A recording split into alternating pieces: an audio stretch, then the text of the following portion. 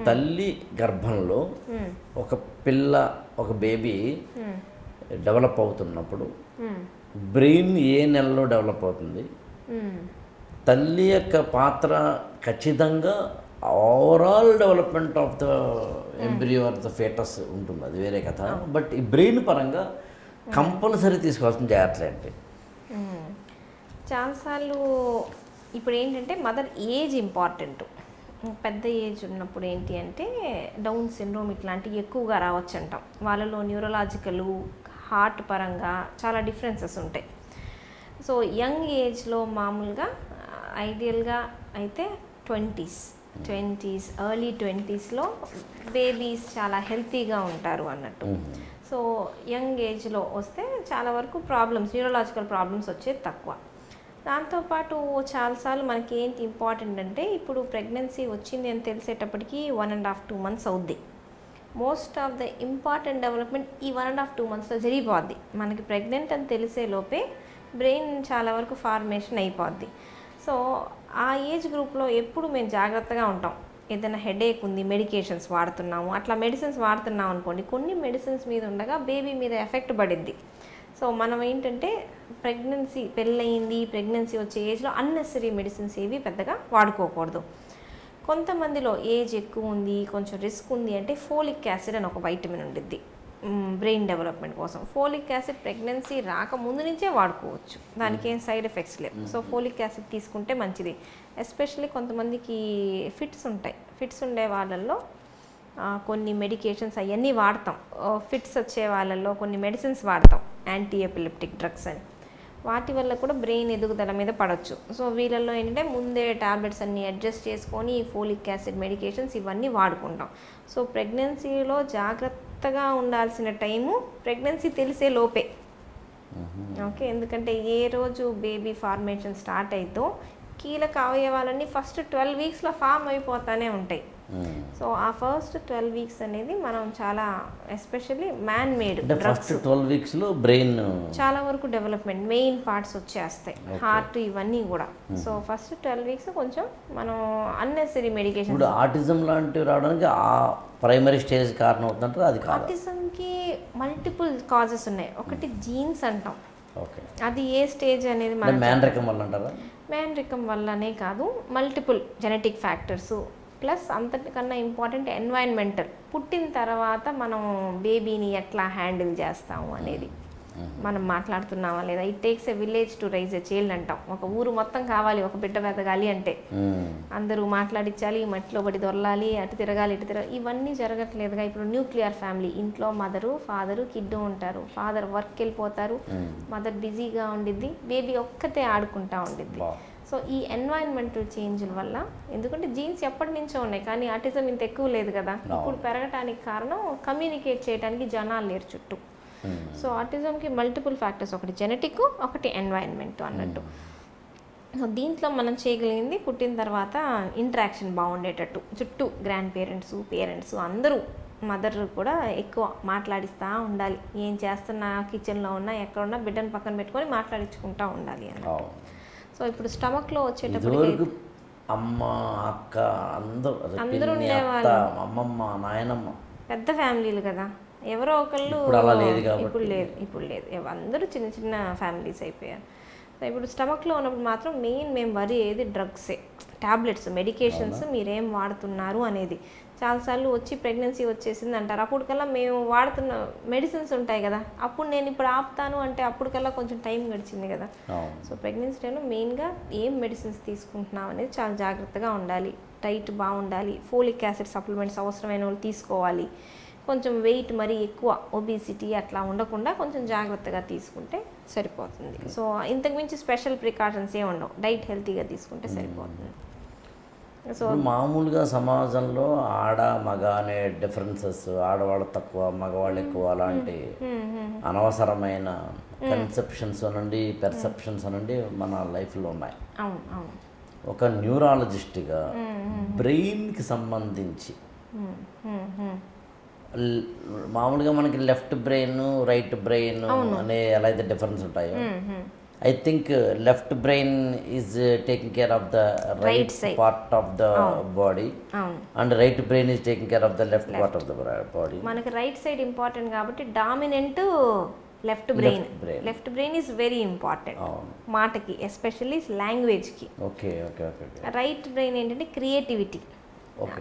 ఇప్పుడు right hand left handers కూడా దీన్ని బట్టి ఉంటుంది. కొంతమంది లెఫ్ట్ హ్యాండెడ్ ఉంటారుగా, సో అట్లా బ్రెయిన్ బట్టి సైడ్ ఆఫ్ ద బ్రెయిన్ అనేది ఇంపార్టెంట్. మాకు తెలిసిపోద్ది లెఫ్ట్ సైడ్ పక్షవాతం వచ్చిందంటే భయపడతాం, మళ్ళీ మాట వచ్చిద్దో లేదో అని. రైట్ వచ్చిన వాళ్ళకంటే మాకు తెలిసిద్ది వీళ్ళకి మాట వచ్చింది, ఈజీ మనం హ్యాండిల్ చేయడం అనేది. సో ఏ పార్ట్ అనేది ఇంపార్టెంట్. ఓకే.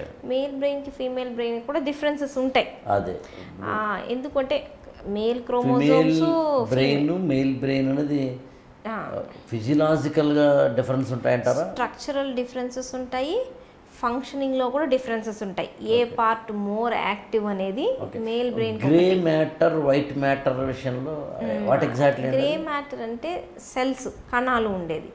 వైట్ మ్యాటర్ అంటే కమ్యూనికేషన్ ట్రాక్స్ ఉండేవి, యాక్సాన్స్ ఇవి ఉండే అనమాట. కమ్యూనికేషన్స్ అన్నీ ఉండేది వైట్ మ్యాటర్లో. గ్రే మ్యాటర్లో బాడీ ఉండిద్ది అంటాం. సెల్ బాడీ అనేది మెయిన్ బాడీ గ్రే మ్యాటర్లో ఉండిద్ది. సో మెయిన్ లైఫ్ ఉన్న పార్ట్ ఇది గ్రే మ్యాటర్. ఈ వైట్ మ్యాటర్లో కనెక్షన్స్ వరకు ఉంటాయి అన్నట్టు. But both are important. మెదడుకి కనెక్షన్స్ ఇంపార్టెంటే, కణాలు ఇంపార్టెంటే, రెండు ఇంపార్టెంటే. సో మెన్లో గ్రే మ్యాటరు, విమెన్లో గ్రే మ్యాటరు డిఫరెన్స్ ఉండేది. అంటే వీళ్ళకి ఎక్కువ వీళ్ళు తక్కువ అని కాదు. కొన్ని పార్ట్స్లో ఉమెన్కి ఎక్కువ, కొన్ని పార్ట్స్లో మెన్కి ఎక్కువ అన్నట్టు. Parts of the brain exactly. ఇప్పుడు విమెన్ అనుకోండి, విమెన్లో హియరింగ్ చాలా షార్ప్గా ఉండిద్ది. సో హియరింగ్ పార్ట్లో కొంచెం గ్రే మ్యాటర్ ఎక్కువగా ఉంటుంది.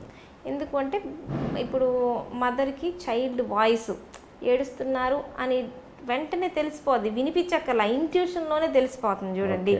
సో చైల్డ్ బేరింగ్ కోసం విమెన్ బ్రెయిన్ అనేది కొంచెం అలర్ట్గా ఉంటుంది.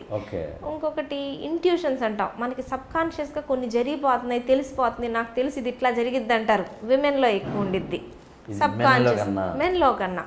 సో ఆ ఇంట్యూషన్ అనేది విమెన్లో ఎక్కువగా ఉంటుంది. మల్టీ టాస్కింగ్, 10 పనులు ఒకసారి. అంటే పొద్దున్న లేవంగానే ఇటు పిల్లల్ని లేపాలి, స్నానాలు చేయించాలి, బాక్సులు కట్టాలి, ఇల్లు చూసుకోవాలి, అన్నీ చేయాలి కదా. సో ఈ మల్టీ టాస్కింగ్ మెన్ చేయలేరు, విమెన్ చేయగలరు. అంటే ఒక టాస్క్ నుంచి ఒక టాస్క్ అట్లా స్విచ్ అవుతానే ఉండేది. బ్రెయిన్ ఒకేసారి 10 పనులు చేయదు, ఒకసారి ఒక పనే చేసిద్ది. 10 సెకండ్లు ఈ పని, 10 సెకండ్లు ఈ పని, 10 సెకండ్ అట్లా సెపరేట్ అవుతా. Quality of the work actually తగ్గిద్ది, క్వాలిటీ ఏం పెరగదు, కానీ టైం అలొకేట్ చేసేది ఫాస్ట్గా స్విచ్ అవ్వకూడదు విమెన్ బ్రెయిన్. మెన్ బ్రెయిన్ అది అట్లా జరగదు. ఈ తేడాలు కూడా ఎందుకు వచ్చాయంటే హార్మోన్స్ డిఫరెంట్, విమెన్కి మెన్కి అవసరాలు డిఫరెంట్. బ్రెయిన్కి ఉన్న అవసరాన్ని బట్టి బ్రెయిన్ డెవలప్ అయింది. సో విమెన్కి ఇది ఎక్కువ అవసరం అని. డిఫరెన్సెస్ అని ఇద్దరిలో 1-2 కదండి. టెస్టోస్టెరాన్, ఈస్ట్రోజన్, ఇవి మెయిన్ డిఫరెన్సెస్. సో ఆ డిఫరెన్సెస్ మనల్ని పెంచే విధానం, అమ్మాయిని పెంచే విధానం వేరు, అబ్బాయిని పెంచే విధానం వేరు. ఇప్పుడు డ్రైవింగ్ ఇవన్నీ తీసుకోండి. ఆ ప్లేస్కి వెళ్ళాలి అంటే మనం ఎప్పుడైనా రోడ్డు పక్కన అబ్బాయిని అడుగుతాం, అటు వెళ్ళాలంటే ఎట్లా అమ్మాయిని అడగడం. ఎందుకంటే స్పేషియల్ ఓరియంటేషన్ అనేది తక్కువ. కొంతమందికి ఇంకా మరీ తక్కువ ఉంటుంది అనమాట. నాకైతే ఒక చోట నుంచి ఒక చోటకి వెళ్ళాలంటే నాకు ఇక్కడి నుంచి ఇంటికే దారి తెలుసు, ఇంకో చోటకి వెళ్ళమంటే నేను వెనక్కి రాలేను. సో కాబట్టి ఆ స్పేషియల్ ఓరియంటేషన్ అబ్బాయిలో ఎక్కువ, అమ్మాయిలో తక్కువ. సో అవసరాన్ని బట్టి ఒక్కొక్కటి డెవలప్ అవుతూ ఉంటాయి. ఎవరిది ఎక్కువ తెలివితేటలు అనడానికి దానికి ఆన్సర్ లేదు. ఎవరి ఫీల్డ్లో వాళ్ళు తెలివైన వాళ్ళే అన్నట్టు పోల్చడానికి వీల్లేదు. ఎవరి స్పెషాలిటీ వాళ్ళది. అందరూ చెప్తారు ఈక్వల్ అని. బ్రెయిన్ వెయిట్ కూడా ఉమెన్ బ్రెయిన్ వెయిట్ తక్కువను, బ్రెయిన్ వెయిట్ కొంచెం ఎక్కువ. మెన్ బాడీ వెయిట్ కూడా ఎక్కువే కదా, బ్రెయిన్ వెయిటే కాదు కదా. ఉమెన్ స్ట్రక్చర్ కన్నా మెన్ స్ట్రక్చర్ పెద్దది, బ్రెయిన్ వెయిట్ ఎక్కువే. బట్ బ్రెయిన్ సర్ఫేస్ ఏరియా వీళ్ళది ఎక్కువ వాళ్ళది ఎక్కువ అంటే అప్పుడప్పుడు విమెన్ది కూడా సర్ఫేస్ ఏరియా ఎక్కువ ఉండొచ్చు. సో అట్లా మనం యాక్చువల్గా ఫిమేల్ మేల్ బ్రెయిన్స్ ఎన్ని డిఫరెన్స్ ఉన్నాయని దాదాపు ఒక 7-8 పేజీలు మ్యాటర్ రాశానండి. మీ న్యూరాలజీ బుక్స్ చదివి కొంతాను, ఆంథ్రోపాలజీ చదివి కొంతాను. అంటే మనము ఇక్కడ మేల్ ఫిమేల్ ఎక్కువ తక్కువల గురించి చెప్పడం కాదు, మీరు ఇందాక భలే చెప్పారు యాక్చువల్గా. ద ఫంక్షనాలిటీస్ని బట్టి, అవసరాన్ని బట్టి లోపల దాని యొక్క మార్పు చేర్పులు, అంతకుమించి ఏం కాదు. అంతే తప్ప ఫిమేల్ బ్రెయిన్ అయితేనేమో తక్కువ కాంపిటేటివ్ ఎఫెక్టివ్నెస్, మేల్ అయితే కానీ ఎక్కువ అనేది ఏం కాదు. అట్లా ఏం లేదు. యాక్చువల్లీ ఒక మనిషి బ్రెయిన్కే చాలా డిఫరెన్స్. ఇప్పుడు మేము పక్షవాతం వచ్చినప్పుడు చూస్తాం, ఒకళ్ళ దాంట్లో పెద్దది వచ్చి ఉంటుంది, అయినా కొంచెం బాగానే ఉంటాడు. ఒకళ్ళ దాంట్లో చిన్న స్ట్రోక్ వచ్చి వీళ్ళేంటో డిఫరెంట్గా ఉంటారు, చాలా బ్యాడ్గా ఉంటారు. సో అప్పుడు అర్థమైంది ఈ బ్రెయిన్ ఒకటి కాదు. ఈ బ్రెయిన్ ఎంత పెద్ద డ్యామేజ్ జరిగినా ఇది తట్టుకుంటుంది, ఆ బ్రెయిన్ చిన్న డ్యామేజ్ కూడా తట్టుకోలేకపోతుంది అని. So every person is different, ప్రతి బ్రెయిన్ డిఫరెంటే. మెన్ బ్రెయిన్ కూడా అట్లాగే, బోత్ ఆర్ డిఫరెంట్. అవి కూడా డిఫరెంట్గానే ఉంటుంది. మళ్ళీ పిల్లల బ్రెయిన్ అది మళ్ళీ డిఫరెంట్. పిల్లల బ్రెయిన్ సగం బ్రెయిన్ డ్యామేజ్ అయినా కూడా మళ్ళీ బాగానే రికవర్ అవుతుంటారు. అదే పెద్ద వయసు ఉన్న వాళ్ళు అనుకోండి, రికవరీ అనేది పెద్దగా ఉండదు. అది అలా ఏజ్ని బట్టి తప్పనిసరి ఉంటుంది. రిపేర్ అనేది అంతేగా, చిన్నపిల్లలు ఈజీగా రిపేర్ అవుతాయి, చర్మం మీద ఘాట్లు పడ్డా కూడా వెంటనే రికవర్ అవుతాయి, హీలింగ్. అలాగే మామూలుగా న్యూరాలజీ అంటే స్పైనల్ కార్డ్ని కూడా వెన్నుపూస, చేతుల్లో నరాలు, కాళ్ళలో నరాలు మొత్తం న్యూరాలజీ కిందకి. ఓకే, నాట్ బ్రెయిన్ ఒకటే కాదు, టోటల్గా brain, neurons, brain, spinal cord, central nervous system అంటాం. చేతుల్లో కాళ్ళలో ఉండే పెరిఫెరల్ నర్వస్ సిస్టమ్. ఇప్పుడు స్పైనల్ కార్డ్ ఇక్కడ నుంచి ఇలా కింద దాకా ఉంటుంది, అందులో ఏదైనా ఇట్లాగా పాము ఆకారంలో ఉంటాయండి, గ్రే మ్యాటర్ను వైట్ మ్యాటర్ అనేది? అట్లా ఉండదు. స్పైనే పైనుంచి కింద వరకు మన స్పైన్ స్ట్రెయిట్గా ఉండదు, కర్వ్స్ ఉంటాయి, కర్వేచర్ ఉండిద్ది స్పైన్లో. ఓకే, స్పైన్లో కర్వేచర్ ఉండి ఆ స్పైనల్ కార్డ్ నాడి అనేది ఒక ట్యూబ్ లాంటిది, దాని లోపల గ్రే మ్యాటరు, చుట్టూ వైట్ మ్యాటరు అట్లా ఉండిద్ది అనమాట. లోపల అరేంజ్మెంట్ టైట్గా, ఎందుకంటే బ్రెయిన్ మొత్తం చివరికి దీంట్లోకి రావాలి కదా, సో అన్నీ టైట్గా ప్యాక్ అయ్యి ఉంటాయి స్పైనల్ కార్డ్లో. అది వెళ్ళేది వెన్నుపూస ద్వారా, వెన్నుపూసకి షేప్ ఉండిద్ది. ఓకే, అంటే ఇటువైపు ఒక నాడి ఇటువైపు ఒక నాడి ఉంటుందండి? అట్లా ఏం ఉండదు. ఫార్మ్ అయ్యేటప్పుడు రెండు వైపులా ఫార్మ్ అయ్యి కలిసిపోయిద్ది. సో సెంటర్లో సింగిల్గానే ఉండిద్ది. బట్ ఇప్పుడు left half right half brain కదా, అట్లాగే స్పైన్లో కూడా లెఫ్ట్ సైడ్కి రైట్ సైడ్కి అన్నట్టుంది. ఓకే, మధ్యలో ఒక ట్యూబ్ ఉండిద్ది, ఫ్లూయిడ్ వెళ్తా ఉండిద్ది, దాంట్లో ఫ్లూయిడ్ వెళ్ళిద్ది, బ్రెయిన్ ఫ్లూయిడ్ అంతా ఆ సెంట్రల్ హోల్ లాగా ఉండిద్ది, దాంట్లో నుంచి వెళ్ళిపోతా ఉంది. ఓకే ఓకే, మనకి ఇక్కడ కాక్సిక్స్ నుంచి ఈ బ్రెయిన్ స్టెమ్ వరకు ఏమైనా మధ్యలో చూడండి, మనకి చెరుకు గడలాగా ఏమైనా మధ్యలో కణుపులు ఉంటాయి? ఉంటాయి, బోన్స్ ఉంటాయి కదా మనకి, వర్టిబ్రా అని ఉంటాయి పైనుంచి కింద వరకు, బ్లాక్స్ దాంట్లో మళ్ళీ అంటాం సర్వైకల్, థొరాసిక్, లంబార్, సేక్రల్, కోసిక్స్, అట్లా 5 సెగ్మెంట్స్ కింద డివైడ్ అయ్యి ఉంటుంది పైనుంచి కింద వరకు. ఎందుకు నేను అలా అడిగానంటే, మామూలుగా వేదాంతంలోనండి, ఆధ్యాత్మికతలోనండి, ఇంక్లూడింగ్ ఉపనిషత్తులు కుండలిని శక్తి గురించి చెప్పిన సందర్భాలు ఉన్నాయి. కుండలిని శక్తి గురించి చెప్పేటప్పుడు ఎడ, పింగళ, సుషుమ్న అనే 3 నాడుల గురించి చెప్తారు. అంటే వెన్నుపామును, స్పైనల్ కార్డు ఈ పక్కన ఒక ట్యూబ్ లాగా, ఈ పక్కన ఒక ట్యూబ్ లాగా, మధ్యలోనేమో ఇంకొక ట్యూబ్ లాగా ఉన్నాయనుకుంటే కనుక సుషుమ్న నాడి, ఎడ, పింగళ నాడి అని ఆధార చక్రం, మూలాధారము, స్వాధిష్టానము, అనాహుత చక్రాలు మొదలుకొని ఆజ్ఞాచక్రం వరకు ఒక్కొక్క చక్రం అనే ఒకనొక ఇమాజినేషన్ తోటి చెరుకు గడికి కణుపు ఎలా ఉంటుందో అలాగా మనకి మామూలు కాక్సిక్స్ నుంచి ఇంకొంచెం పైకి వస్తే కనుక ఈ బొడ్డు కిందకి, ఆ తర్వాత బొడ్డు స్థాయి, ఆ తర్వాత గుండెల స్థాయి, ఆ తర్వాత కంఠ స్థాయి, ఆ తర్వాత భృకుటి స్థాయిగా చెప్తారన్నమాట. నా యొక్క అంటే ఉపనిషత్తుల్లోనూ వేదాల్లోనూ లేకపోతే ఆధ్యాత్మికతలోనూ చెప్పిన కుండలిని శక్తిని న్యూరాలజీ చెప్పడానికన్నా ముందే మా వాళ్ళు చెప్పారు లాంటి పడికట్టు వేదాంతాలు చెప్పడం నాకు ఇష్టం ఉండదండి. బట్ నా క్యూరియాసిటీ ఏంటంటే, ఈ రెండు అంటే అటు వేదాల్లోనూ ఉపనిషత్తుల్లోనూ చెప్పబడిన కుండలిని, ఆ ఫార్మేషన్ ఊహించిన అప్పటి ఋషి, ఇప్పటి మెడికల్ సైన్స్ చెప్తున్నది ఒకటేనా అనిపిస్తుంది అప్పుడప్పుడు నాకు. ఏంటంటే స్పైనల్ కార్డ్ అట, మధ్యలో ఒక ట్యూబ్ ఉంది, గ్రే మ్యాటర్ ఉంది, వైట్ మ్యాటర్ ఉంది, అవును అవును అండ్ కణుపులు. అవును, ఒకటే డిఫరెంట్ లాంగ్వేజెస్ లాగా, ఒక్కొక్క భాష లాగా. ఇప్పుడు అట్లా అయ్యి ఉండొచ్చు, ఎందుకంటే ఆయుర్వేద ఒక భాష అన్నట్టు అనుకోండి, అలోపతి ఒక లాంగ్వేజ్. అన్ని చివరికి డీల్ చేసేది హ్యూమన్ బాడీనే కదా. అవును, దేని ఇంపార్టెన్స్ దానికి ఉంటుంది. దాంట్లో డీప్గా వెళ్తే దాని సైన్స్ దానికి ఉంటుంది మనకి. ఓకే, సో ఇదేంటంటే యాక్చువల్ నాకేంటంటే దీని మీద ఎక్కువ స్టడీ చేయాలని. మామూలుగా ఏంటంటేనండి, మా వేదాంతం, మా మతం ఇంత చెప్పింది, ఇంత గొప్పగా చెప్పింది, ఆనాడే చెప్పింది అనే వెర్షన్ నాకు ఇష్టం ఉండదు. ఆనాడే చెప్పడము, ఇవాళ్ళ కన్నా ముందే చెప్పడము అనే వెర్షన్ ఒక అహంకారాన్ని చెప్పే అవకాశం ఉంటుందని నేను నమ్ముతాను. అసలు అది ఏమీ లేదు, వేస్ట్, వేదాంతం ఏం లేదు, వాళ్ళకేం తెలియదు, ఉపనిషత్తుల్లో ఏం లేదు అని చెప్పడాన్ని కూడా నేను నమ్మను. దాన్ని నేను అజ్ఞానంగా భావిస్తాను. నేనేమని నమ్ముతానంటే, మరి ఒక 100-200 సంవత్సరాల కింద అయితే న్యూరాలజీ లేదుగా, పోనీ 500, 300. మోడర్న్ మెడిసిన్ వచ్చింది 300 ఇయర్స్ నుంచి అనుకుంటే, అంటే అంతకుముందు లేదని కాదు, వేరియస్ బ్రాంచెస్. ఇవాళ కార్డియాలజీ ఎన్ని బ్రాంచెస్ ఉన్నాయండి మనకి? మామూలుగా పీడియాట్రిక్ కార్డియాలజీ వచ్చేసింది, ఎలక్ట్రో ఎన్సెఫలిటిక్ కార్డియాలజీ వచ్చేసింది. అంటే కార్డియాలజీలో కొన్ని 100 బ్రాంచ్ వచ్చినాయి. న్యూరాలజీలో కూడా వచ్చినాయి కదండి, చాలా వచ్చాయి. సైకియాట్రీలో వచ్చింది.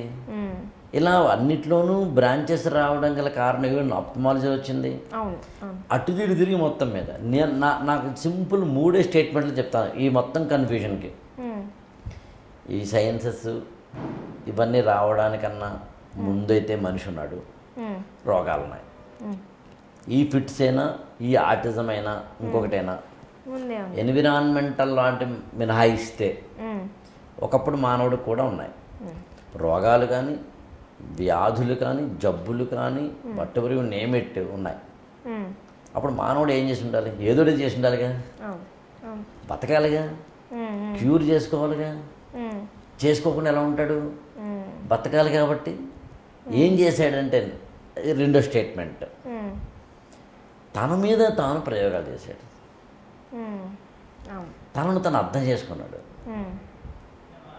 ఓహో, ఇలా కూర్చుంటాడా మనిషి, ఇలా నిలబడతాడా, జంతువు ఉంది ఇలా ఉంటుంది. ఇందాక మీరు చెప్పిన థొరాసిక్, సెర్వికల్, లంబా ఇవన్నీ కలిపితే 31 నాడులు ఉంటాయి. నెర్వ్ సెంటర్ వాటినండి. అదే కనుక ఏదైనా ఎలకలో అయితే కనుక 34 ఎన్నో ఉంటాయి. కోతులు అయితే కనుక ఇంకొంచెం ఎక్కువ ఉంటాయి. అంటే మనిషిలో ఉన్నట్టుగానే జంతువుల్లో కూడా ఉంటాయి. వాటిని కోసో మీరు మెడికల్లో డిసెక్షన్ చేసినట్టుగాను ఆదిమ మానవుడు, ఆనాటి మనిషి, 1000 సంవత్సరాల కిందటి మనిషి కోసో చూసో మొత్తం మీద అర్థం చేసుకున్నాడు. ఆయనకి ల్యాబొరేటరీ లేదు కాబట్టి మనిషే ల్యాబొరేటరీ అయ్యాడు. ఏదో దేహో దేవాలయ అన్నట్టుగా దేహో ప్రయోగశాలయ అయి ఉండాలి. అందుకనే ఒక 50 ఏళ్ల కిందటి 60 ఏళ్ల కింద డాక్టర్లు చూడండి, జస్ట్ మనిషిని చూసి అతని రోగాలను చెప్పగలిగిన వాళ్ళు, నాడి పట్టుకొని రోగాలను చెప్పగలిగిన వాళ్ళు. అంతెందుకు, నాకు తెలిసి మీరు కూడా ఒక పేషెంట్ని చూస్తూ ఉండగానే లక్షణాలు చెప్పడానికన్నా ముందు 1-2 లక్షణాలు మీరు ఫిజిక్ని చూసి చెప్పగలుగుతారు. కూర్చున్న విధానము, వంగిన విధానము, నడిచిన విధానము, నడకని బట్టో దాన్ని బట్టో. సో నేనేంటంటే ఆంథ్రపాలజీ కానీ, న్యూరాలజీ కానీ ఇలాంటివి చదువుతున్నప్పుడు ఆదిమ మానవుడు ఆనాడు ప్రకృతి నుంచో, వ్యాధుల నుంచో తనను తాను కాపాడుకోవడానికి చేసిన ప్రయత్నంలో భాగంగా ఈ కుండలిని అను, లేకపోతే కనుక ఆధార చక్రము, స్వాదిష్టాన చక్రమను, వాటిని ఎలివేట్ చేసుకోవడము, వాటిని ఎమాన్సిపేట్ చేసుకోవడంలో భాగంగా ఒక మెడిటేషన్ లాంటివి కొనుక్కున్నాడు. ఇప్పుడు మనం దాన్ని ఎలక్ట్రోఎన్సెఫలిక్ ద్వారా, ఈజీ ద్వారా, ఇంకో దాని ద్వారా మనం దానికి సంబంధించిన ఆల్ఫా, బీటా, తీటా, గామా అలాంటికి సంబంధించిన చెప్పగలుగుతాం. సో న్యూరాలజీలో అయినా ఎక్కడైనా కానీ ఎండ్ పాయింట్ ఏంటి అంటే మనిషి బాగా బతకడం మీద, మనిషిని బాగా బతికించుకోవడం మీద. అందుకే నేను అడిగాను అనమాట, అంటే స్పైనల్ కార్డ్ అనే దాని యొక్క ఫిజికల్ ఫార్మ్ ఎలా ఉంటుంది అని, అది అడగడానికి కారణం. ఇంకొక లాస్ట్ క్వశ్చన్ అండి, అమిగ్డలా అంటే ఏంటంటే అసలు అది దాని పాత్ర ఏంటి బ్రెయిన్లో? అమిగ్డలా అనేది ఎమోషన్కి సెంటర్ అంటాం. బాధ, కోపం, రేజ్, అగ్రెషన్, ఇవన్నీ అమిగ్డలా యొక్క రోల్ అన్నమాట. ఓకే. సో మనకి ఎప్పుడైనా ఎమోషన్స్లో జరిగేవి బాగా గుర్తుంటాయి. మనం కొన్ని మర్చిపోలేము చూడండి, మన కళ్ళ ముందే జరుగుతున్నట్టుంటాయి మళ్ళీ మళ్ళీ. సో బాగా ఎమోషన్స్ ఉన్నప్పుడు ఏంటి అంటే అది మెమరీ ఫార్మేషన్ని స్టిమ్యులేట్ చేసిద్ది. సో ఈ పార్ట్ అనేది దాని యొక్క మెయిన్ రోల్ ఇదే, మనకున్న ప్రతి ఎక్స్పీరియన్స్కి ఎమోషన్ని యాడ్ చేసిద్ది అన్నట్టు. సో అదే నేను చెప్పేది కూడా, మనం చదివేటప్పుడు నాకు ఇది చాలా ఇష్టం, ఇది ఒక ఎమోషన్ అనుకోండి, మనకి బాగా గుర్తుంటాయి అన్నట్టు. సో నాకు చెప్పాను కదా, నాకు మెడిసిన్ అనేది ఒక ఎమోషన్. నాకు చదువుతుంటే నాకు అది చాలా ఎంతూజియాస్టిక్గా అనిపించింది. కొంతమందికి నంబర్స్ చూస్తే అట్లా అనిపించింది, నంబర్లు చూడంగానే ఎగ్జైట్మెంట్ ఎమోషన్ వచ్చింది. సో అది ఒక్కొక్కళ్ళకి ఒక్కొక్క రకంగా ఉంటుంది ఎమోషన్స్ అనేది. సో మన ఎమోషన్కి సీట్ అంటాం, సెంటర్ ఫర్ ఎమోషన్స్ అన్నట్టు. ఇది అమిగ్డలా. సో మెమరీకి దానికి హిప్పో క్యాంపస్కి దగ్గరలోనే ఉండిద్ది. దానికి కనెక్షన్స్ ఉంటాయి. తెలిసి ఈ లోపల ఇక్కడ ఫ్రంటల్ లోబ్స్ అవన్నీ ఉంటాయి కదా, పెద్ద పెద్దవి లోపల ఉంటాయి. దానికి దగ్గరలోనే అమిగ్డలా ఇవన్నీ కూడా ఉంటాయి. చిన్నది ఇప్పుడు భలే నాకు గుర్తొచ్చింది, చిన్నపిల్లలు పుట్టిన వెంటనే, బేబీ పుట్టిన వెంటనే ఇక్కడ కొంచెం థిన్ లేయర్ ఉంటుంది. అవును అవును. క్రమక్రమంగా అయితే మాత్రం అది గట్టిపడిద్ది. వాట్ ఎగ్జాక్ట్ అండి న్యూరలాజికల్గా దానికి పేరు ఏదైనా ఉందండి? ఫాంటనెల్లే అంటాం. Okay, fontanelle. ఇప్పుడు ఏంటంటే బ్రెయిన్ చుట్టూ బోన్ ఉండిద్ది కదా, మనకి చిన్నప్పుడు కూడా బోన్స్ అన్నీ సరిగ్గా ఫామ్ అవ్వవు, మెల్లగా జాయిన్ అవుతూ ఉంటాయి. సో ఈ బోను ఇవన్నీ సెపరేట్గా ఉంటాయి. పుట్టినప్పుడు మదర్లో నుంచి బయటికి రావాలిగా బేబీ బయటికి రావాలి అంటే బోన్స్ ఒకదాని మీదకి ఒకరికి వెళ్ళి తల సైజు చిన్నగా బయటికి వచ్చింది. సో దానికోసం అన్నట్టు బోన్స్ సెపరేట్గా ఉంటాయి, ఫ్యూజ్ అవ్వవు. ఓకే. ఇంకోటి బ్రెయిన్ ఎదగాలి, చిన్నప్పుడు సైజు పెరుగుతూ ఉండేది కదా, తల సైజు పెరగాలి అంటే చుట్టూ బోను ఫార్మ్ అవ్వకూడదు. సో మెల్లమెల్లగా సైజు పెరగడము, ఇది జాయిన్ అవ్వడం స్టార్ట్ అవుతాయి అన్నమాట. ఒక గ్యాప్ ఉండాలి. సో అక్కడ మనం ముట్టుకుంటే కింద ఉండేది మెదడే, అక్కడ గాయాలు అవ్వకూడదు కదా. అందుకే చాలా జాగ్రత్తగా ఉండాలి, ఆ ప్లేస్కి గాయం అవ్వకుండా మనం చూసుకోవాలి. వాళ్ళు గట్టిగా ఏడుస్తుంటే తలలో ప్రెషర్ పెరిగిద్ది, అప్పుడు అది పైకి లేసిద్ది అనమాట. డీహైడ్రేషన్ అయినప్పుడు ఒంట్లో నీరు లేదనుకోండి లోపలికి దిగిద్ది. సో మనకి బ్రెయిన్ అనేది దాని కిందనే ఉండిద్ది. ఒకసారి ఫుల్గా ఫార్మ్ అయిపోయిన తర్వాత ఇంకా మనకి బ్రెయిన్ టచ్ చేయడానికి దొరకదు. అది దాన్ని బ్రహ్మరంధ్రం అని మామూలుగా కొద్దిగా ఆధ్యాత్మికంగా చెప్తారండి. సరే, అది బ్రహ్మరంధ్రం అని అదే దాన్ని అంటాను అనుకుంటున్నాను నేను కూడా, నాకు అంత ఐడియా లేదు. కానీ ఇప్పుడు మీరు చెప్తున్న ఇంకోటి గుర్తొచ్చింది నాకు, జంతువుల్లో ఈ టైప్ ఆఫ్ ఫెసిలిటీ లేదటండి. నేను చదివిన జువాలజీలో, సబ్జెక్టు కరెక్షన్, ఎందుకు దాన్ని చదివాను చెప్పడానికి ప్రయత్నిస్తాను. మనకి జువాలజీలో ఒక వ్యక్తి పైన ఇలాంటి జంతువులకి లేదు, అంటే ఇలాగా ఒక బ్రహ్మరంధ్రం అనండి, మెత్తగా ఉండడం అనండి, లేదా బ్రెయిన్ ఫార్మేషన్ కోసమని ఒక గ్యాప్ ఉండడం అన్నది. మానవ మెదడు మాత్రం క్రమక్రమంగా ఎవల్యూషన్లో అలా మారింది. ఎందుకంటే బ్రెయిన్లో జంతువుల్లో లేని కొన్ని కొత్త పార్ట్స్ ఇక్కడ ఎవల్యూట్ అయ్యాయి కాబట్టి. అప్పుడు తల్లి గర్భం నుంచి బయటకు రావాలి. తల్లి గర్భం నుంచి బయటకు రావాలంటే pelvic bone should be wider when comparing with earlier generations. ఈ మెదడు పెరగడం వల్ల అందుకని పెల్విక్ బోన్ అనేది వైడ్ అవ్వాలి. When comparing with the animals, the human beings are having, the female better to say women is the having. అది pelvic బోన్కి సంబంధించి బ్రెయిన్కి సంబంధించి చెప్తాను. నేను ఇదంతా కలిపి ఎలా ఇక్కడ దాకా వచ్చాను కూడా క్వశ్చన్ అడుగుతాను. ఈ హైపోథాలమస్ గురించి చెప్తూ సెక్సువల్ ఎరోజల్ అనే పదం వాడతాను. నేను ఎందుకు అడుగుతున్నానంటేనండి, సెక్సువల్ ఎరోజల్ అనే దానికి హైపోథాలమస్కి సంబంధం ఏంటి? కొంతమందికి రేప్ చేసిన అని ఒక సిమ్టమ్ అనండి, అగ్రెసివ్నెస్ అనండి, అటెంప్ట్ అనండి, what ever you name it ఉందండి. ప్రతి మానవుడిలోనూ ఒక మృగం ఉంటుంది, జంతువు ఉంటాడు, ఉండకుండా ఉండడు. కానీ అక్కడ ఆ వ్యక్తి తనలోని జంతువుని కంట్రోల్ చేసుకోలేకపోయాడు. This is the my question is, దీనికి హైపోథాలమస్కి సంబంధం ఉందా? యాక్చువల్లీ దీనికి హైపోథాలమస్కి ఉండదు, దీనికి ఫ్రాంటల్ లోబ్కి ఉండిద్ది. నేను చెప్పాను కదా, మనిషిగా మన పని చాలా వాటికి నో చెప్పడం. నేను యానిమల్ని కాదు, నేను జనాల ముందు ఇట్లా ఉండాలి, నేను బట్టలు వేసుకొని తిరగాలి, అందరితో మాట్లాడేటప్పుడు ఇష్టం వచ్చినట్టు ఇదంతా మన సోషల్ బిహేవియర్. జనాల మధ్యలో యానిమల్కి ఇది ఉండదు, యానిమల్కి ఇది చెయ్యకూడదు అనేది అట్లాంటిది లేదు కదా, మనిషికి ఉండిద్ది. అది ఫ్రాంటల్ లోబ్ యొక్క పని. ఇన్హిబిషన్ అంటాం, జడ్జిమెంటు, ఇన్హిబిషను, సోషలైజేషను, ఇవన్నీ దాని పని. మన బ్రెయిన్లో పెద్ద పార్టు యానిమల్కి లేని పార్టు అంటే ఇది ఫ్రాంటల్ లోబ్సే, ఈ ముందుండే పార్ట్. సో ఇన్హిబిషన్, మనకి ఆ ఇంపల్స్ రావచ్చు, యానిమలిస్టిక్ ఇంపల్సెస్, ఒకరిని చంపేయాలి అనే అంత కోపం, ఇవన్నీ రావచ్చు, కానీ మనం అవి చెయ్యం, వాటికి నో చెప్తాం. అట్లా నో చెప్పగలిగేది ఫ్రాంటల్ లోబ్ యొక్క ఫంక్షన్ అనమాట. సో అదే చెప్పాను కదా, ఫ్రాంటల్ లోబ్స్ బాగా డ్యామేజ్ అయినా కానీ, లేకపోతే వాళ్ళ ఎన్వైరన్మెంట్ వల్ల కానీ అట్లా ట్రైన్ అవ్వలేదు, వాళ్ళ బ్రెయిన్ అసలు అట్లా ట్రైన్ అవ్వలేదు అనుకోండి, వాళ్ళ సోషల్ బిహేవియర్. ఇప్పుడు మనకి బిహేవియర్ అనేది ప్లేస్ని బట్టి కూడా మారిద్ది, మనం ఎదిగే ఇంట్లో బట్టి కూడా మారిద్ది. చుట్టుపక్కల చెప్తారుగా మనకి ఇట్లా చేయకూడదు, పక్క వాళ్ళని హామ్ చేయకూడదు, ఇవన్నీ బ్రెయిన్ నేర్చుకుండిద్ది కూడా. సో ఎన్వైరన్మెంట్లో సోషియోబయాలజీ అంటారు. ఓకే ఓకే ఓకే ఓకే సోషియాలజీలో సోషియోబయాలజీ అని ఒక పార్ట్.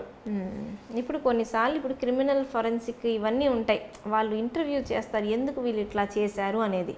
సో వాళ్ళ ఇంట్లో వైలెన్స్ అనేది కామన్ అనుకోండి, ఫాదర్ మదర్ని కొట్టడం వాళ్ళ ఇంట్లో కామన్ అనుకోండి, అది తప్పు అనే విషయం ఆ బ్రెయిన్కి ఎట్లా తెలిసిద్ది? తెలియదు. సో ఇవన్నీ మన ఫ్రాంటల్ లోబ్, మన ఎన్వైరన్మెంట్ యొక్క ఫంక్షన్ అన్నట్టు. సో అది మనం ట్రైన్ చేయొచ్చు. కొంతమందికి జెనెటిక్గానే రేజ్ ఎక్కువ ఉండిద్ది, పర్సనాలిటీ డిజార్డర్, అదొక సైకియాట్రిక్ ప్రాబ్లం అన్నట్టు. ఈవెన్ మీకు జెనెటిక్స్లోనండి థెఫ్ట్ జీన్ ఉంటుందండి, మీకు తెలిసే ఉంటుంది, అది దొంగతనం చేయమని చెప్తుంది. అవును అవును అవును.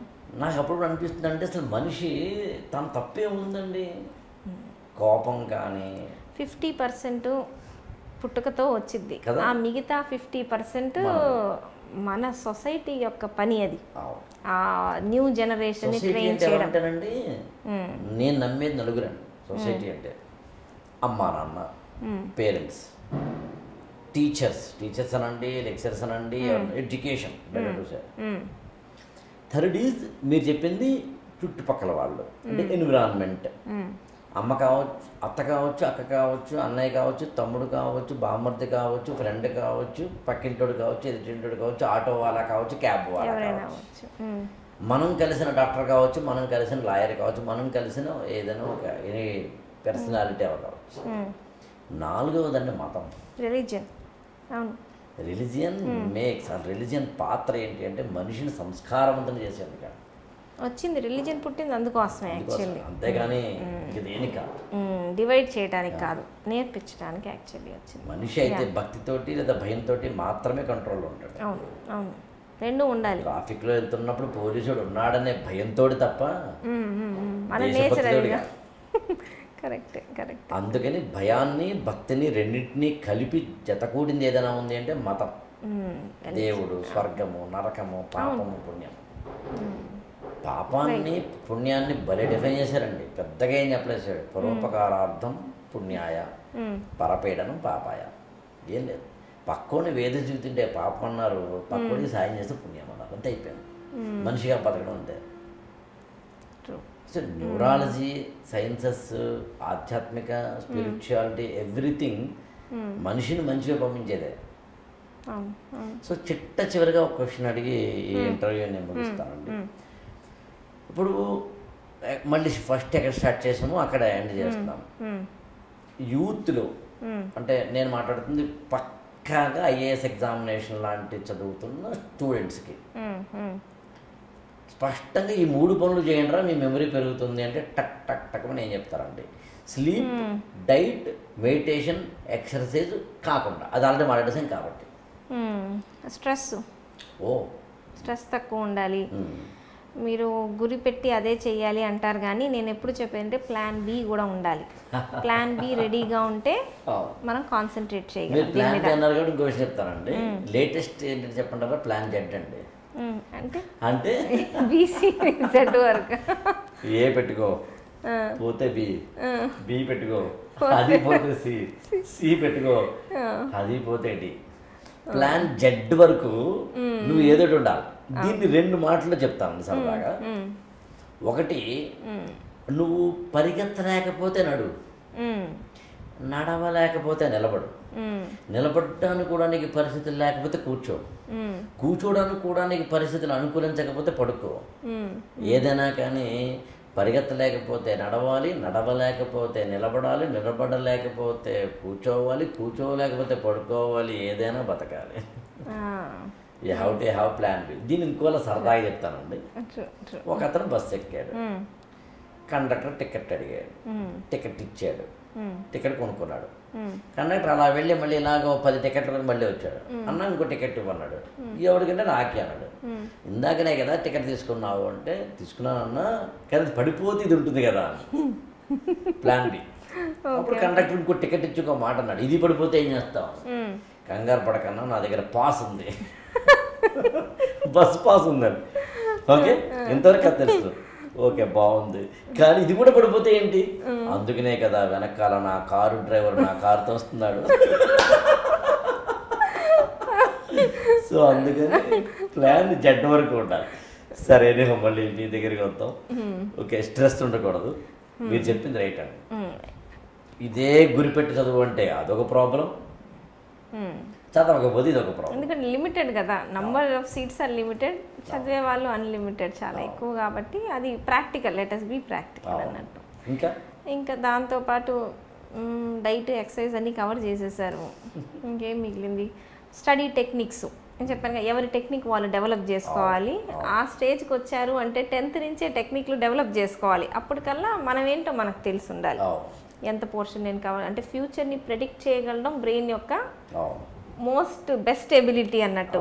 నేను 1 year తర్వాత ఎంత చదవగలను, నేను ఏ పొజిషన్లో ఉంటాను అనేది ఈరోజు నేను చెప్పగలగాలి. అది మన ఇంటెలిజెన్స్, మెమరీ కాదు, ఇంటెలిజెన్స్ అది. సో అది మనం ప్లానింగ్ అహెడ్ చేసుకోవాలి. ఇంకొకటి, మిస్టేక్స్ నుంచి నేర్చుకోవాలి. మనకి ఎక్కువ అన్నిటికన్నా నేర్పించేది ఏంటి అంటే మనం చేసే తప్పులు. సో తప్పుల నుంచి మనం నేర్చుకోగలగాలి. ప్రతి మిస్టేక్ ఈజ్ వెరీ వాల్యుబుల్. మనం చేసిన కరెక్ట్ దానికన్నా మిస్టేక్స్ ఆర్ ఆల్వేస్ ఇంపార్టెంట్ అన్నట్టు. So you have to learn from your mistakes. నిన్ను తెలుసుకోవడం, నీ స్ట్రెంగ్స్ ఏంటి, నీ వీక్నెసెస్ ఏంటి, నీకు ఎందులో ఈ సబ్జెక్ట్ నా స్ట్రెంగ్త్, ఈ సబ్జెక్ట్ నా వీక్నెస్ అనేది మనం ముందే తెలిసిపోయి ఉండాలి. మన స్ట్రెంగ్త్ మీద తక్కువ వర్క్ చేయాలి, వీక్నెస్ మీద ఎక్కువ వర్క్ చేయాలి. అంతేగాని నాకు ఈ సబ్జెక్ట్ ఇష్టం. మేము చూసాం, ఇప్పుడు ఎంసెట్ ఎగ్జామ్ రాసేవాళ్ళు కదా, కొంతమందికి ఫిజిక్స్ అంటే పిచ్చి, ఫిజిక్సే చదివేవాళ్ళు.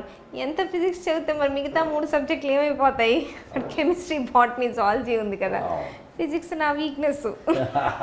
నేను దాన్ని అయినా కూడా ఎగ్జామ్లో 1.5 గంటన్నర 3 సబ్జెక్టులు రాస్తే 1.5 గంటన్నర ఫిజిక్సే రాశాను నేను. సో మనకు ముందే తెలుసుకుంటే మనం చేసుకోవచ్చు. సో ఆ స్ట్రెంగ్త్, వీక్నెస్ తెలుసుకోవాలి. 100% అందరూ అంత స్ట్రెంగ్త్ మీద వర్క్ చేయలేరు. పక్కన వాళ్ళ ఇంటెలిజెన్స్ చూసి వాళ్ళు అట్లా ఉన్నారు. ఇప్పుడు tortoise and the hair story ఉందిగా, మనం స్లో ఉన్నా, వీక్ ఉన్నా, హార్డ్ వర్క్, రెపిటేషన్స్ చేస్తే మనం మ్యాచ్ చేసుకోవచ్చు. నేను నమ్మేది ఇంకోటండి, ఇక్కడ అందరూ అన్నీ అవరండి.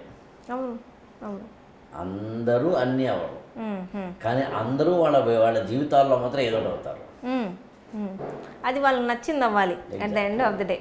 ఒక సింగర్ అవ్వచ్చు, ఒక డాక్టర్ అవ్వచ్చు, ఒక లాయర్ అవ్వచ్చు, ఒక స్పీకర్ అవ్వచ్చు, ఒక పొలిటీషియన్ అవ్వచ్చు, ఒక సోషల్ యాక్టివిస్ట్ అవ్వచ్చు, ఒకళ్ళు టీచర్ అవ్వచ్చు, ఒక లెక్చరర్ అవ్వచ్చు, ఒకళ్ళు గృహిణి అవ్వచ్చు, ఒకళ్ళు ఇంకొకటి అవ్వచ్చు, ఇంకొకటి అవ్వచ్చు, ఇంకోటి అవ్వచ్చు, ఇంకోటి అవ్వచ్చు. సో నువ్వు ఎందులో అవుతావు, ఎందులో అయినా కానీ ఎక్సెల్ అయ్యావా లేదంత పాయింట్. అవును, మీరు ఒక మదర్గా ఎక్సెల్ అయినా ఇట్స్ ఎ గ్రేట్ టాస్క్ కదా. ఒక ఇల్లు చక్కగా చూసుకున్నా అంటే అది గ్రేట్ టాస్కే. దాంట్లో అంతా చేసి దాంట్లో ఫెయిల్యూర్ అయ్యారనుకోండి, ఏం ఉపయోగం చెప్పండి. సో మీరు చేసే దేంట్లో అయినా ఏది ఎంచుకున్నా అందులో నువ్వు శిఖరానికి ఎదగడమే చేయదగదు. ఇప్పుడు మమ్మల్ని అడుగుతారు ఎంబీబీఎస్ వాళ్ళు నెక్స్ట్ ఏ బ్రాంచ్ చేస్తే బాగుండిద్ది అని. నేను చెప్తా ఏ బ్రాంచ్లో అయినా బాగున్న వాళ్ళు బాగుంటారు. ఈ బ్రాంచ్ ఇది గొప్ప బ్రాంచ్ అని కాదు, ఎనీ బ్రాంచ్. వాళ్ళు అడుగుతుంది ఏ బ్రాంచ్లో బాగుంటారంటే తెలుసు కదా మీకు ఎందులో ఉన్నది. డబ్బులో కూడా అదే చెప్తున్నాను. ఇప్పుడు ఈ బ్రాంచ్లో మీరు బాగా సక్సెస్ఫుల్ అయ్యారనుకోండి, ఏ బ్రాంచ్లో అయినా ఉంది అది. ఒక బ్రాంచ్లో ఎక్కడ ఉంది? చాలాసార్లు చూస్తే డర్మటాలజీలో అన్నిటికన్నా ఎక్కువ మనీ ఉండొచ్చు. సో ఏ బ్రాంచ్ అనేది మనం చెప్పలేము. అమ్మడం తెలిస్తే రుద్రాక్ష అమ్మినా కూడా కోటీశ్వర్లు అవ్వచ్చు.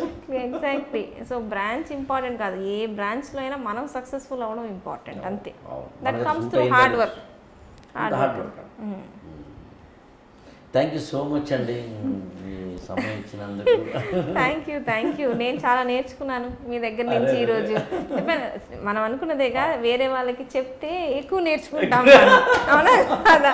సో నా ఫాల్ట్స్, నేను ఎక్కడ బెటర్ అవ్వాలనేది, అవన్నీ కూడా మనం తెలుసుకుంటాం ఇనవే. ఇంకా మీ వైపు నుంచి నాకు మీ perspective, so it's all very helpful. ఏదైనా చివరికి అందరికీ హెల్ప్ఫుల్ అవుతే న్యూ ఐడియాస్, న్యూ థాట్స్ అయ్యే కదా ఇంపార్టెంట్. ఇవాళ చాలా ఆనందకరమైన విషయాలు చెప్తాను మీకు. ఇవాళ యాక్చువల్ నా బర్త్డే. మార్నింగ్ ఇవాళ నేను రోటరీ క్లబ్ దానికి సంబంధించిన అతిపెద్ద మీటింగ్కి గెస్ట్ స్పీకర్గా వెళ్ళా. కేఎల్ యూనివర్సిటీ జరిగింది. దాదాపు 2000 మంది గ్యాదరింగ్. దట్టు 2 రాష్ట్రాల నుంచి వచ్చిన all top leaders, top management of the rotary club. I think 1 hour I had given my lecture. తర్వాత మన ఇంటర్వ్యూ. సో మామూలుగానే బర్త్డేని పార్టీలు కానీ చేసుకోవడం నాకు ఎప్పుడూ అలవాట్లేదు, బట్ ఫ్రూట్ఫుల్గా చేయగలిగాము. నాకు ఎప్పటి నుంచో మెమొరీకి సంబంధించి ఒక మాన్యువల్ గైడ్ ఇవ్వాలని కోరిక నాకు. మనం ఫ్రిడ్జ్ కొంటే గైడ్ ఇస్తాడు, how to use that fridge. మనం ఏదైనా ఒక కొత్త ఆపరేటర్స్ కొంటే, సెల్ ఫోన్ కొంటే ఒక గైడ్ ఇస్తాడు, ఇలా చేయి ఇలా చేయొద్దని. అట్లా నాకు బ్రెయిన్ గైడ్ ఇవ్వాలని కోరిక, మాన్యువల్ గైడ్. అరే బాబా ఈ పనులు చేయి, ఈ పదార్థాలు తిను, ఇంతలా పడుకో, ఇంత డైట్ తీసుకో, ఇంత ఎక్సర్సైజ్ చెయ్యి, ఎన్ని లైఫ్ని స్ట్రెస్లెస్ చేసుకో, స్ట్రెస్ఫుల్ చేసుకోవద్దు, దానికి సంబంధించి నిన్ను మార్చుకో. లోపల హార్మోన్స్ నిన్ను తేడా కొడుతూ ఉంటాయి. కొట్టినప్పుడు యూజ్ కాన్షియస్నెస్ కొద్దిగా నీ అలవాట్లు మార్చుకో, నీ హ్యాబిట్స్లోంచి వచ్చిన యాటిట్యూడల్ చేంజెస్ చేసుకో, నీ బిహేవియర్ మార్చుకో. ఇవన్నీ మార్చుకుంటూ ఉంటే తెలియకుండా లోపల కూడా కెమికల్ అవన్నీ మారతాయి. అది డోపమైన్ అంటారా, సెరోటోనిన్ అంటారా. యాక్చువల్గా నేను నెక్స్ట్ ఎప్పుడైనా మళ్ళీ డిస్కస్ చేస్తాను. పీనియల్ గ్లాండ్ గురించి మనం ఎప్పుడైనా డిస్కస్ చేద్దాం. ఇంకా ముందు మంచి ఇంటర్వ్యూలు చేద్దాం మనం. సో ఒక మెలటోనిన్ క్రియేట్, ఈ హార్మోన్ రిలీజ్ చేసే పీనియల్ గ్లాండ్ కావచ్చు, లేదా డోపమైన్ కావచ్చు, సెరోటోనిన్ కావచ్చు, టోటల్ మన ఎండోక్రైన్ సిస్టంలో ఉండే హార్మోన్స్ గురించి మనకు కొద్దో గొప్ప తెలిస్తే, మన స్పైనల్ కార్డ్ ఏంటి, మన బ్రెయిన్ ఏంటి, ఎలా ఫంక్షన్ అవుతాయని తెలిస్తే, మన లోపల అసలు ఎలా ఉన్నాయని తెలిస్తే, వాటిని కొంచెం మనం ఆహార పదార్థాలతో మార్చుకుంటాం. చిన్న చేంజెస్ తీసుకుంటాం. అందుకే ఫ్రాంక్గా చెప్పాలి అంటే doctors are nothing but the new age god man or women. ఒక ప్రాణం పోయడమే కదా డాక్టర్. సో అలాంటి వృత్తిలో ఉన్న మీకు అభినందనలు మరొకసారి తెలియజేస్తూ thank you so much. Thank you.